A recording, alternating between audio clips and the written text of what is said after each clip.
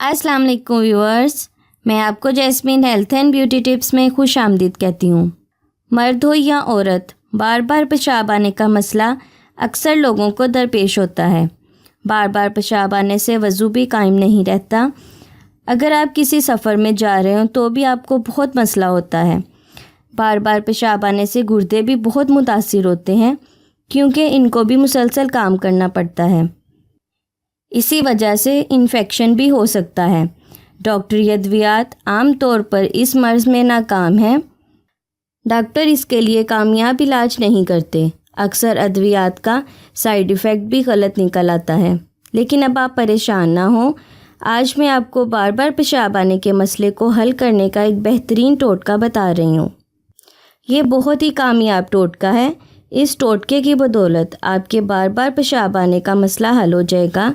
आपको बार बार पेशाब नहीं आएगा और आप पूरा दिन फ्रेश और पुरसुकून रहेंगे।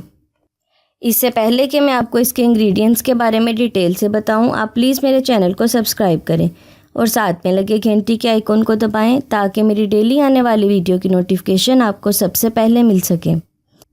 इसके लिए आपको अजवाइन चाहिए आधा चाय का चम्मच, सफ़ेद तिल चाहिए आपको 1 चाय का चम्मच। इसका तरीका इस्तेमाल ये है, अजवाइन और तिल मिलाकर पानी के साथ खा लें। आप इसे दिन में किसी भी टाइम खा सकते हैं। अजवाइन से मसाना मजबूत होता है।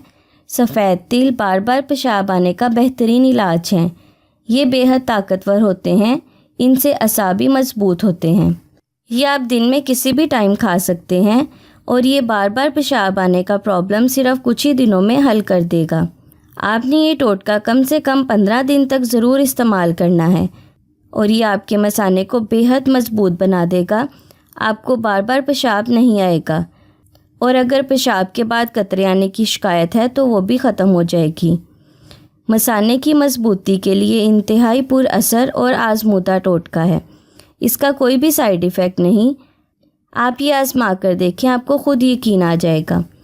सो व्यूअर्स, उम्मीद करती हूँ आपको मेरी ये कारआमद वीडियो अच्छी लगी होगी। अगर आपको मेरी ये वीडियो अच्छी लगी तो इसे लाइक करें। अगर आपने अभी तक मेरे चैनल को सब्सक्राइब नहीं किया तो प्लीज़ इसे सब्सक्राइब कर लें और इसे दूसरों के साथ भी ज़रूर शेयर करें। अपना बहुत सारा ख्याल रखें। अल्लाह हाफिज़।